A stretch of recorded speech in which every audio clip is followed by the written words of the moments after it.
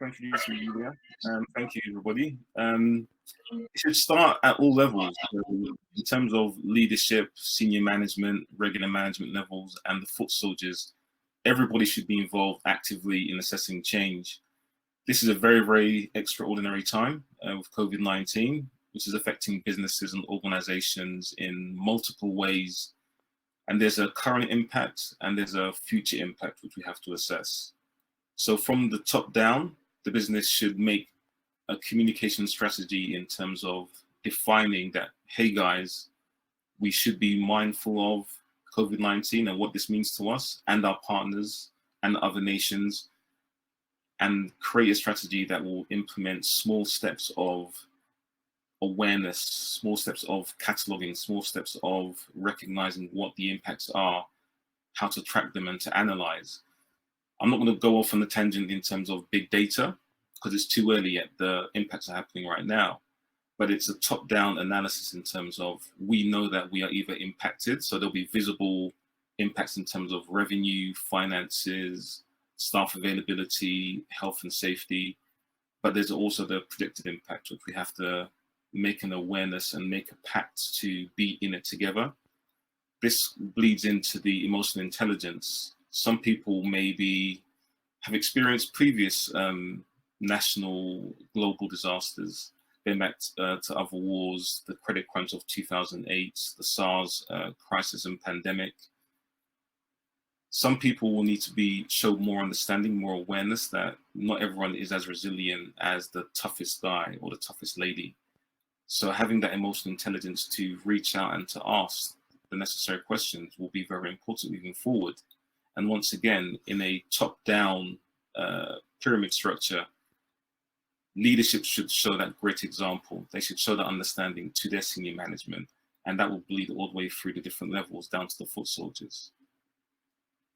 Okay, so you started talking about the role of leadership in change, yeah. But could you tell us more about your understanding of who is responsible and how the change is to be implemented in such difficult times, such as the ones we're living through right now, when the change is quite unexpected and there is too much of the unknown? So who is responsible for making sure that the change is optimal, and what is the role of leadership in this change? Absolutely, that's a great question. I'm actually helping a company right now, a digital agency. They work in events using digital technology for clients such as Ford, Aston Martin, Rolls-Royce.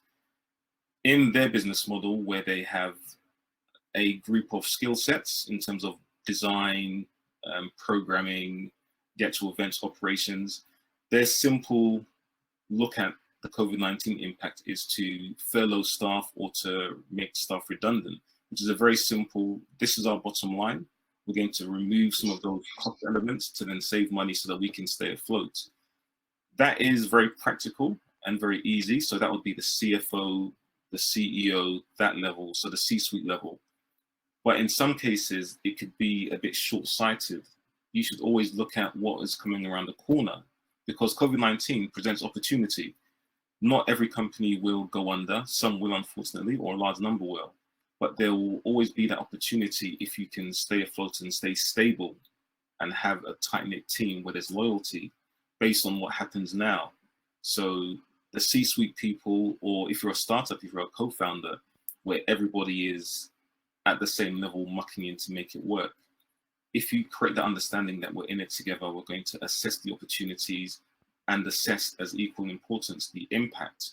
Let's work out how we can survive and float, and on day two, how we can thrive.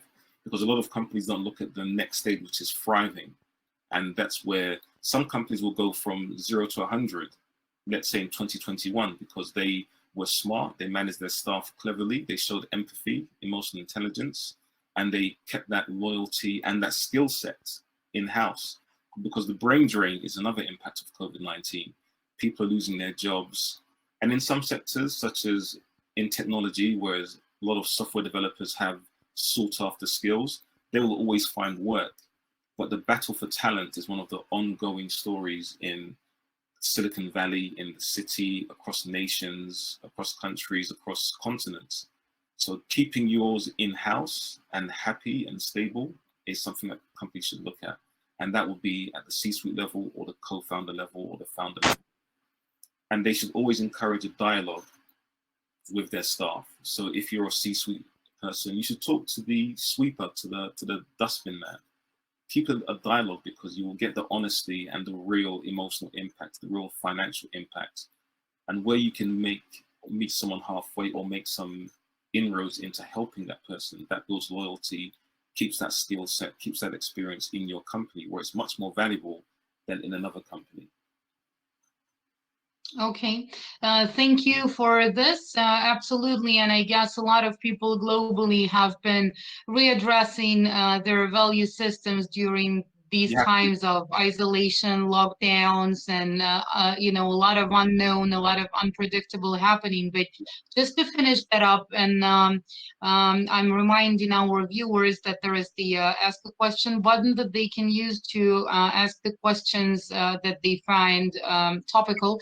But I would just like to ask you, based on your professional experience and what has been happening during this pandemic, those 100+ days of COVID-19, what was the most typical, let's say, or the most frequent request or fear or concern coming to you from your clients and colleagues? So what was the biggest challenge that they were facing, and what do you think is the most important lesson that was learned, and what is it we should take to the new norm from this experience? The biggest overall, so the biggest umbrella term I can use is fear. So fear that our clients will stop spending with us or will spend less. The fear that they'll have to downsize and have less skills and experience in-house. The fear that, you know, their entire livelihood could be taken away. So fear is the biggest reporting in, and it comes in different flavors. And this goes back to my previous answer. If the client, so the actual person spending the money, looks at their business model and sees how they can obviously survive, stay stable, but looking at the opportunities that awaits around the corner when things are at the new normal, then their suppliers who are eager for that business and are fretting about losing revenue, losing staff, losing their very existence, that will strike a much happier balance. There will be a cull of businesses that will just fall by the wayside, such as in hospitality. In the UK, they're predicting job losses of 3.5 million people by December of this year, which is a large toll, but it's a seasonal industry whereby there'll be summer next year, 2021, well, we hope. So planning for season 2021 is what companies should be doing now, either trying to survive 2020's harsh cull and damage of COVID-19, but planning for the next year. Because these plans you can communicate to staff. They can maybe find a seasonal job in another industry, but return. And this goes back to one of my main points about retention. Keeping the skills and experience within your company where it's most valuable to help you earn money and build bigger is always the money best spent. So fear is natural, it's very human. Understanding the fear, but understanding that from disaster you can rebound to success. So survival is quite a simple word to throw out there, but surviving in a robust fashion so that you're stronger for when the upturn comes. There will be an upturn. It may not be the glory days of the last couple of years, but there will be an upturn, and that could necessitate or precipitate changes to the business model.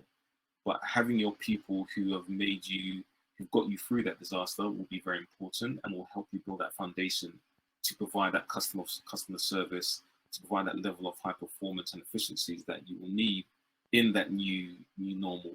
Efficiencies will have to be increased.